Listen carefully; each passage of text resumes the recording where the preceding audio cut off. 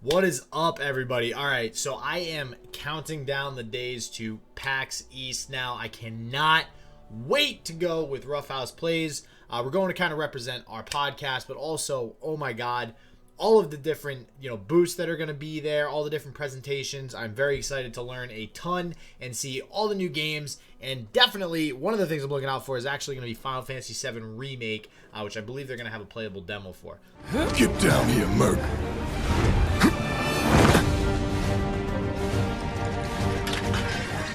But that's not why you guys are here. You guys are here for Legends of Runeterra. As always, if you are new, my name is Justin, also known as Shit Just Works. Otherwise, welcome back. And if you guys are looking for a way to get the gold, it takes a little bit of grinding. I get that. But we want to find what deck makes it a little bit easier to grind. And if you're looking for that deck to get to gold, this is the absolute best deck to do it with.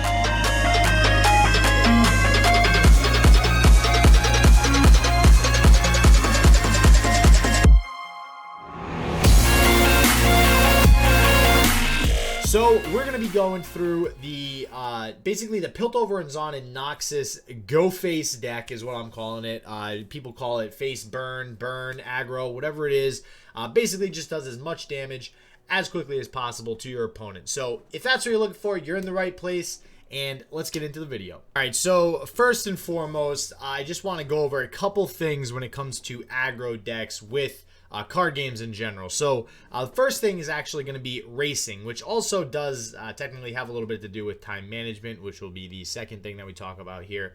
But with any aggro deck, you basically are racing your opponent to win before they do in the shortest amount of time possible. So just keep that in mind as we go over this deck. Now, with time management, there's actually a few different things I want to go over real quick. Number one, how many turns can you continue to live before your opponent kills you? Now, I know that seems a little bit counterintuitive where you're worried about losing instead of winning, but I promise you, you will always need to be worrying about that because that means you have that many more turns to deal damage to your opponent. Second, how much damage can you deal in one turn or one combo, so to speak? So this is one of those you're going to be calculating whether or not you have game every single turn. So you're going to count the damage you have on the board, in your hand, and potentially for next turn or some sort of combo that you might have in your hand to see if you actually have enough damage to win the game either that turn or within the next couple of turns. Kind of like a 2.5 with that is...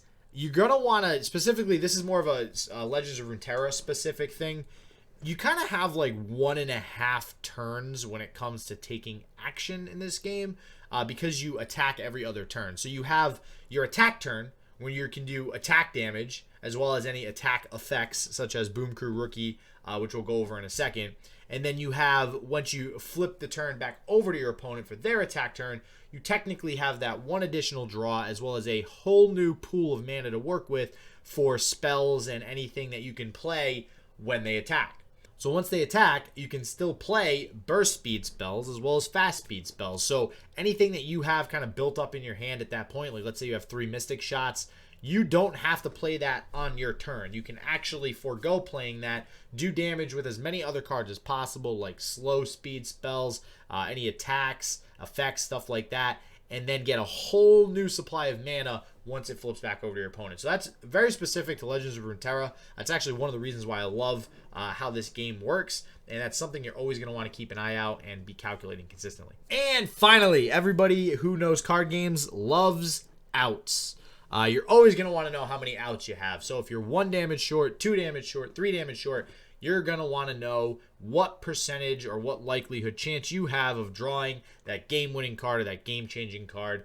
Jinx is one of those. A lot of times if you're able to top deck a Jinx, you can completely turn the game around and win it, even if it looks like they completely stabilized and you have no way of winning.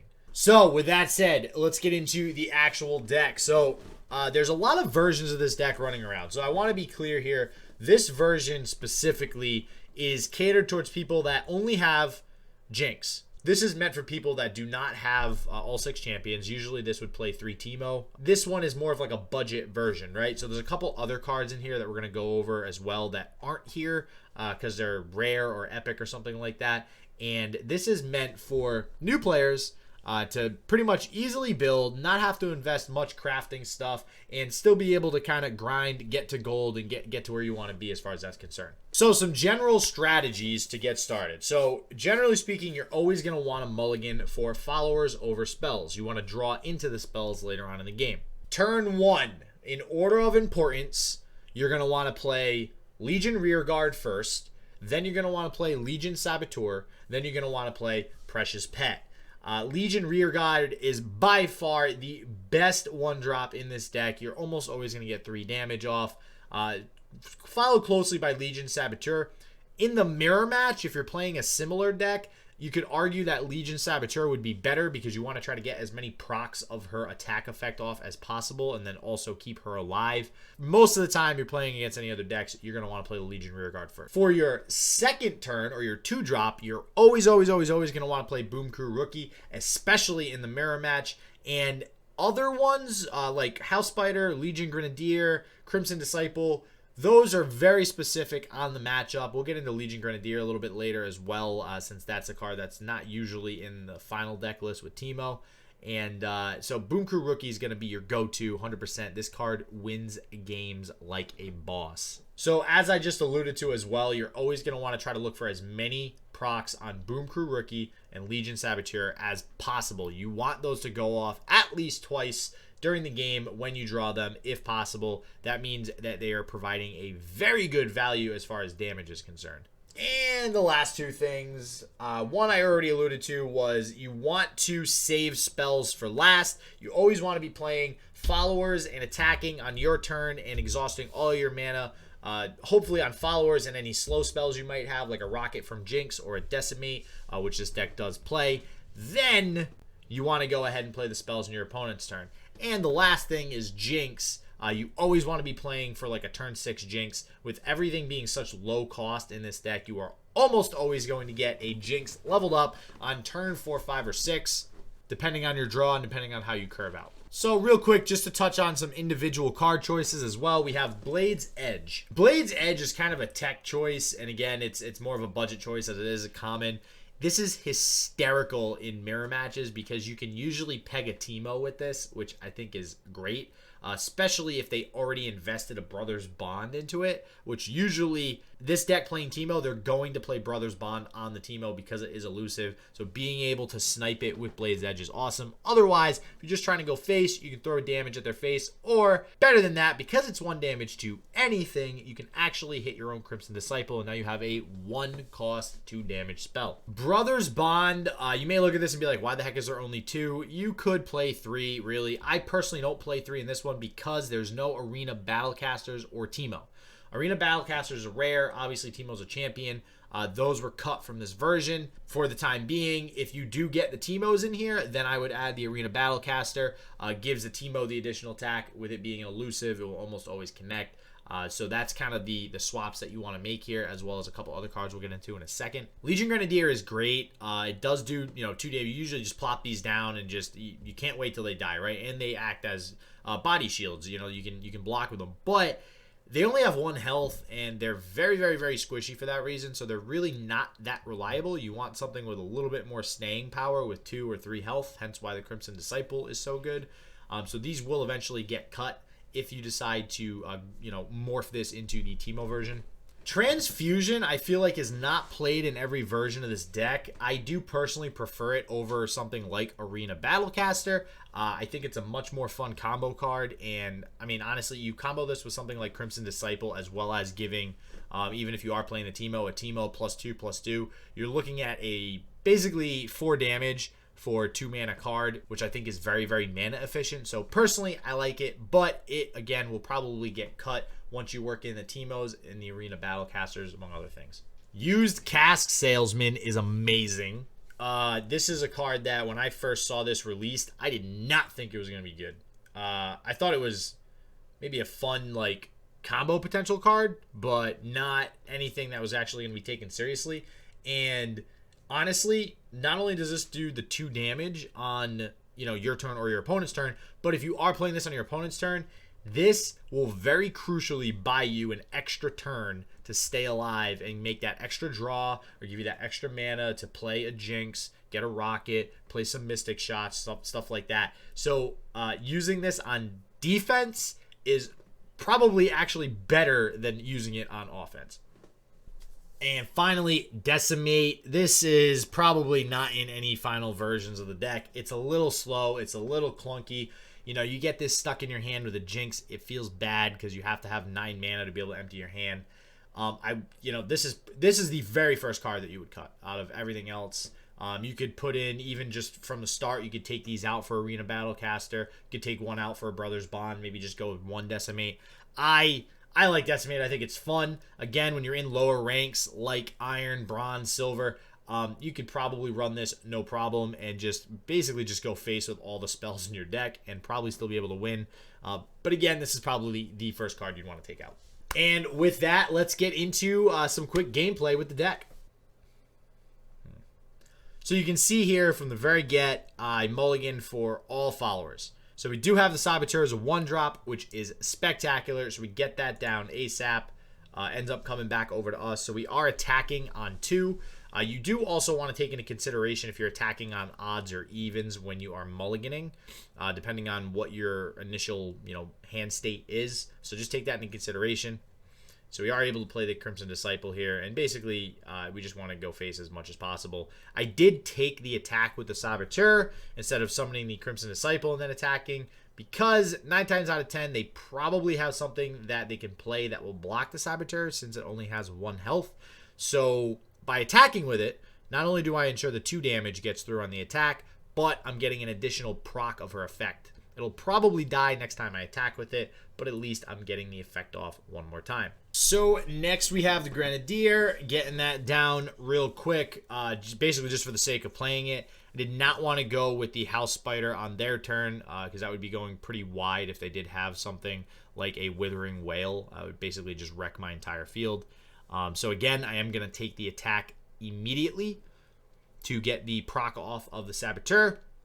I could have possibly summoned another Grenadier, but I was worried about the Withering Wail. So I don't want to summon my entire hand, have it go straight into a Withering Wail, and then I have nothing left to block on my opponent's turn.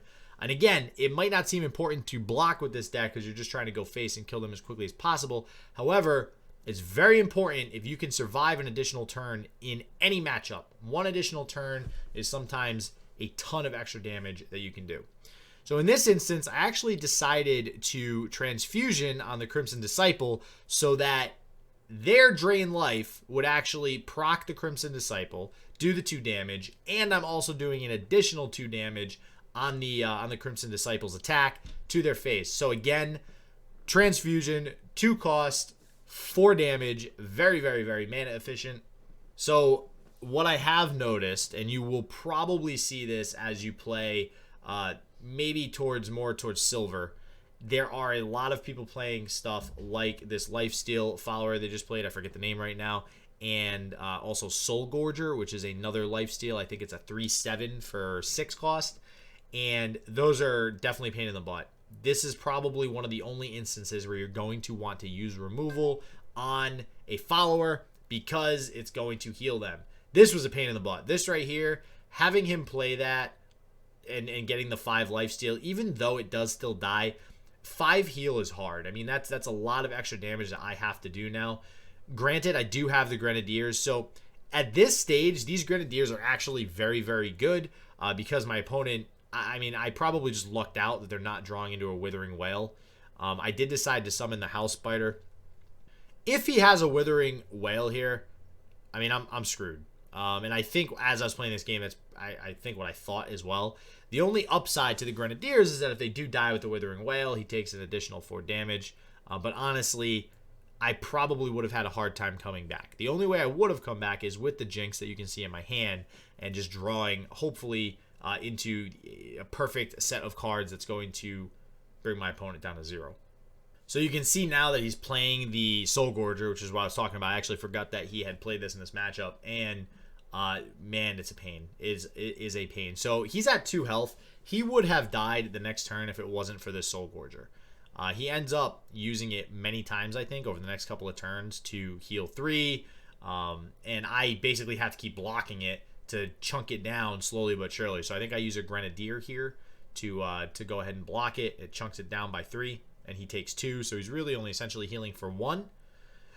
And if we go ahead and speed up to the end here, you can see that eventually my board is way too wide for him to block enough damage, even getting the lifesteal on the Soul Gorger, to actually have anything work. I also think he forgot that this effect would go off prior to his Soul Gorger blocking, which is what made him lose this turn. I think he could have lived for 1 more turn.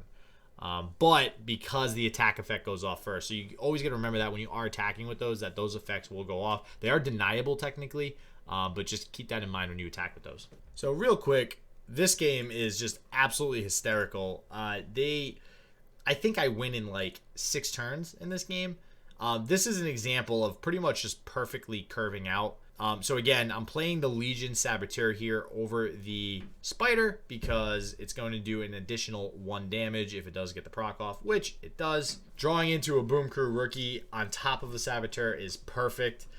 Now when it comes back to me, I believe I just go ahead and attack right away. No, so in this instance, I'm actually not attacking right away, but really the only reason I wouldn't is specifically because I have another Boom Crew Rookie in my hand. So whenever you have a Boom Crew Rookie, you're almost always going to want to summon it before you attack. You want to get as many off as possible. And I end up summoning the Precious Pet because when it rolls back over to him, he actually ends up exhausting all of his mana that would otherwise, potentially kill anything that I have. So there's no reason for me not to summon the Precious Pet at that point. And you can see here the ridiculous amount of damage I'm getting off. Is it 2, 4, 5, 6, 7, 8, 9, 10, 11. So by turn 3, I'm up 20 to 9 health. That's pretty insane. And it's funny, if you look at my hand, you can see the 2 used cast salesmen.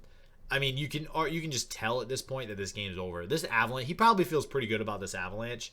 And I would too, but this Transfusion actually also helps a ton on the defensive on this side to save my Saboteur.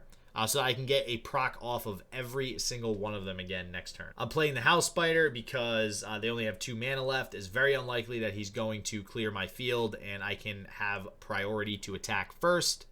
Only thing I'm worried about at this point is Withering Wail, as always. But even if he has a Withering Wail, because I have priority, which he does have the Withering Wail, because I have priority, all of those effects are still going off on the attack no matter what. So that's still 5 damage of the effects. When you get 2 Boom Crew Rookies off twice and a Saboteur off twice, you are golden. And now he's at 4 health. I know that unless he has anything to heal with, I just pop both used cast salesmen and I'm good to go. So I play 1. You usually don't want to just play a used cast salesman on your turn, on your attack turn, and just not do anything with the used casks. You usually want to play them on the defensive. It's a much better card on the defensive. But in this case, I did not have enough mana to play them both. So I wanted to get it off as quickly as possible. And now, pretty sure, I don't think there's anything at 3 mana that can heal in Freljord or Shadow Isles. So at this point, I know I have it 1. I summon, and we are good to go. All right, everybody. I hope you guys enjoyed that video. I hope that the deck guide was very, very helpful. And if you are in Iron or Bronze or Silver, this is a deck that you can utilize to get to gold really quick. So if you do that, put it in the comments below. Let me know, what your win-loss was if you track it. Let me know if you have any questions, any feedback, any changes that are different from the regular, Teemo Arena Battlecaster stuff that you decide to make to the deck. Let me know what you guys think. Smash the like button if you like the video. Don't forget to subscribe if this is the first time that you are stumbling upon this channel. And as always, stay positive. Peace out.